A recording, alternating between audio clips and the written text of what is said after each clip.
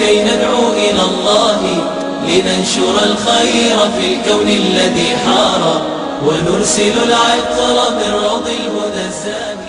چنانچہ کتابوں میں ایک واقعہ لکھا ہے، ایک انگریز لڑکے نے اپنی والدہ کے بارے میں لکھا ہے، اس کو کہتے ہیں 8 لائز آف اے مدر، کہ ایک ماں جس نے 8 جھوٹ بولے. تو وہ لڑکا کہتا ہے کہ میرا والد بہت غریب تھا، وہ فوت ہو گیا تو میں اپنی مدر کے پاس رہنے لگا. اب مدر کا کوئی ذریعہ آمدنی نہیں تھا، تو ہمارے گھر میں کھانا جو پکتا تھا وہ بھی بہت تھوڑا ہوتا تھا اور ہمیں بھوک لگی ہوتی تھی. اور جب کھانا پکتا تھا تو والدہ میری پلیٹ میں میرا حصہ ڈالتی اور اپنی پلیٹ میں اپنے لیے کھانا ڈالتی. پھر کھانے کے دوران جب میں اپنا کھانا ختم کرنے لگتا تو ماں محسوس کرتی کہ مجھے اور کھانے کی ضرورت ہے، تو وہ اپنی پلیٹ میں سے رائس میری پلیٹ میں ڈال دیتی تھی اور کہتی تھی کہ eat this rice son, I am not hungry, کہ بیٹے تم یہ چاول کھا لو، مجھے اتنی بھوک نہیں ہے.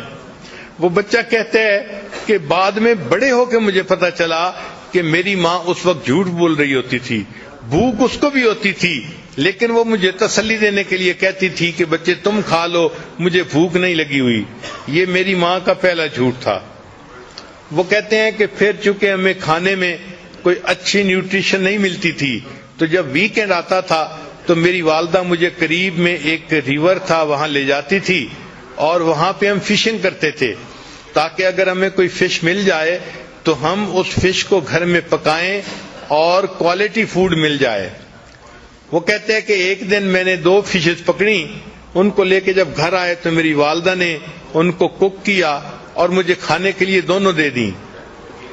وہ کہنے لگا کہ میں بیٹھ کے والدہ کے ساتھ فش کا کباب کھانے لگ گیا، اور چونکہ فش 2 تھیں اور زیادہ سارے کباب تھے تو میں اس طرح سے کھا رہا تھا کہ جو فش کی بون تھی ان کے ساتھ بھی کچھ میٹ لگا ہوا تھا. تو میں کھا کے رکھتا جا رہا تھا، میری والدہ آ کے میرے پاس بیٹھ گئیں اور اس نے وہ جو بونز تھیں وہ اٹھا کے ان کے ساتھ جو میٹ تھا وہ کھانا شروع کر دیا. تو کہنے لگا کہ میں نے فیل کیا کہ والدہ بھی کباب کھانا چاہتی ہیں، تو میں نے کہا امی کو کہ امی آپ بھی کباب کھا لو. تو میری ماں نے کہا کہ نہیں بیٹا، fish eat this fish son because I don't like it, میں فش کھانا اتنا پسند نہیں کرتی، تم فش کا کباب کھا لو. اور یہ میری ماں کا دوسرا جھوٹ تھا، حالانکہ فش اسے پسند تھی اور وہ بچے ہوئے اس کی جو ہے نا میٹ کو بون سے کھا رہی تھی. پھر وہ کہتے ہیں کہ میں بڑا ہوا اسکول گیا، پھر ایک دن آیا کہ میری والدہ مجھے امتحان کے لیے لے کر گئی. میں کمرے کے اندر امتحان دینے میں مصروف تھا، گرمی تھی اور میری والدہ باہر بیٹھی ہوئی تھی.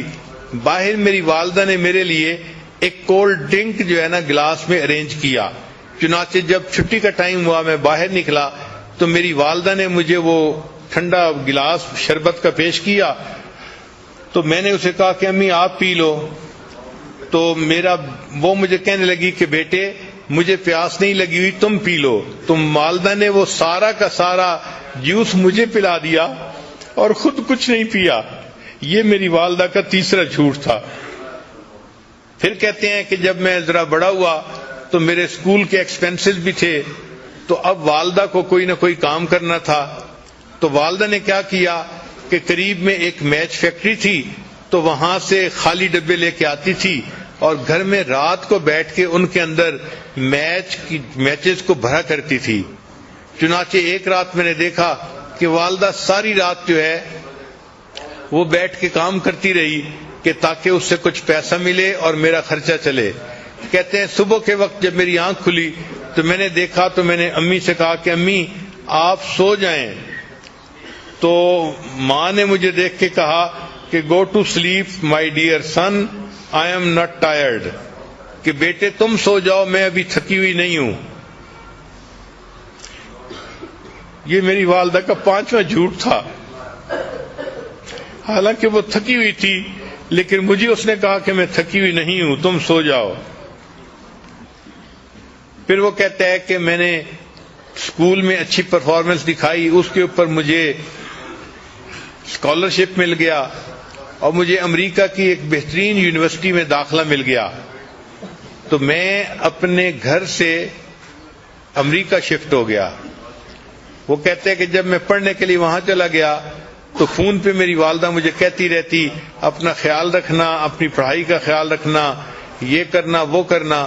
وہ کہتے ہیں کہ پڑھنے کے بعد پھر مجھے ایک جاب مل گئی، تو میں نے ایک گھر بھی کرائے پہ لے لیا، اور اس کے بعد پھر میں نے شادی کا بھی پروگرام بنا لیا، حتیٰ کہ میری شادی ہو گئی۔ تو میں نے اپنی والدہ کو بتایا، تو والدہ نے کہا کہ بیٹا تم اپنی بیوی کو خوش رکھنا اور اپنے گھر میں خوشی سے زندگی گزارنا۔ میں نے والدہ سے کہا کہ امی آپ یہاں آ جائیں، ہم میاں بیوی اکیلے ہیں، آپ ہمارے پاس آ کر رہیں، ہمیں آپ کی جو ہے وہ کمپنی بھی مل جائے گی اور میں آپ کے لیے اداس بھی ہوں۔ تو میری والدہ نے مجھے کہا کہ نہیں بیٹا، مجھے تو جو بڑے گھر ہوتے ہیں ان میں رہنا اچھا نہیں لگتا، میں اپنے اسی چھوٹے سے کرائے کے گھر میں زیادہ بہتر ہوں۔ یہ میری والدہ کا 7واں جھوٹ تھا جو اس نے میرے ساتھ بولا۔ پھر میرے پاس چونکہ پے اچھی تھی تو میں چاہتا تھا کہ اپنی والدہ کو ہر مہینے کچھ نہ کچھ پیسے دے دیا کروں، تو میں نے ایک مرتبہ کچھ پیسے اپنی والدہ کو بھجوائے، تو میری والدہ نے وہ پیسے مجھے واپس بھجوا دیے۔ تو جب میں نے پوچھا کہ امی آپ نے پیسے واپس کیوں بھجوائے، تو والدہ نے کہا کہ بیٹا میرے پاس انف منی تھی، مجھے اور پیسے کی ضرورت نہیں تھی۔ یہ میری والدہ کا جو ہے وہ 7واں جھوٹ تھا جو اس نے میرے سامنے بولا۔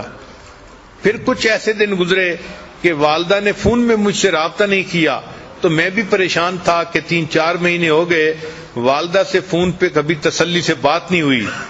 کہنے لگے کہ پھر ایک دن ذرا میں نے جب زیادہ فون کیا تو مجھے پتا چلا کہ میری والدہ بیمار ہیں اور ہاسپٹلائز ہیں۔ وہ کہتے جب مجھے یہ پتا چلا تو میں ٹکٹ بنوا کے فوراً اپنے گھر آ گیا۔ میں ہاسپٹل گیا، میں نے جب اپنی والدہ کو دیکھا تو میری والدہ بالکل ہڈیوں کا ڈھانچہ بن گئی تھی، اس نے بہت سارا ویٹ لوز کر لیا تھا۔ اور جب میں وہاں وارڈ کے اندر داخل ہوا تو جو نرس تھی اس نے مجھے بتایا کہ تمہاری والدہ کینسر کی مریضہ ہے، اس کو چیسٹ میں کینسر ہے اور اس کو بہت پین ہوتی ہے، تو تم اپنی والدہ کا ذرا خیال رکھنا۔ تو اس نے مجھے یہ انفارمیشن دے دی تھی۔ چنانچہ جب میں نے والدہ کو دیکھا کہ وہ اتنی کمزور ہو گئی ہیں اور اتنا ویٹ لوز کر لیا ہے تو میری آنکھوں میں سے آنسو آ گئے، میں نے رونا شروع کر دیا۔ تو والدہ نے مجھے روتے دیکھ کر کہا کہ بیٹے don't cry, I am not in pain, کہ بیٹے تم رو نہیں، مجھے کوئی درد محسوس نہیں ہو رہی۔ وہ کہتے ہیں کہ یہ 8واں جھوٹ تھا جو والدہ نے میرے سامنے بولا، اور پھر میری آنکھوں کے سامنے والدہ نے آخری ہچکی لی اور وہ فوت ہو گئی۔ تو ماں کس طرح اپنے غم اپنے بچوں سے چھپاتی ہے، خود قربانی دیتی ہے، بچوں کو پتہ نہیں چلنے دیتی۔ یہ وہ محبت ہے جو اللہ نے ماں کے دل میں اولاد کی ڈال دی ہے۔ یہ رحیمیت کی وہ صفت ہے کہ اصل میں تو رحمت اللہ تعالی کے پاس ہے، مگر اس نے اس کا چھوٹا سا ایک ذرہ ہر ماں کو عطا کر دیا تاکہ انسانوں کو پتہ چل جائے کہ میری رحیمیت کا کیا معیار ہوگا اور میری رحیمیت بندوں کے ساتھ کتنی ہے۔ وہ اپنی ماں سے کو دیکھ کے سمجھیں کہ اللہ اپنے بندوں سے کتنا پیار کرنے والا ہے۔ اللہ اللہ اللہ اکبر، لا الہ الا اللہ، لا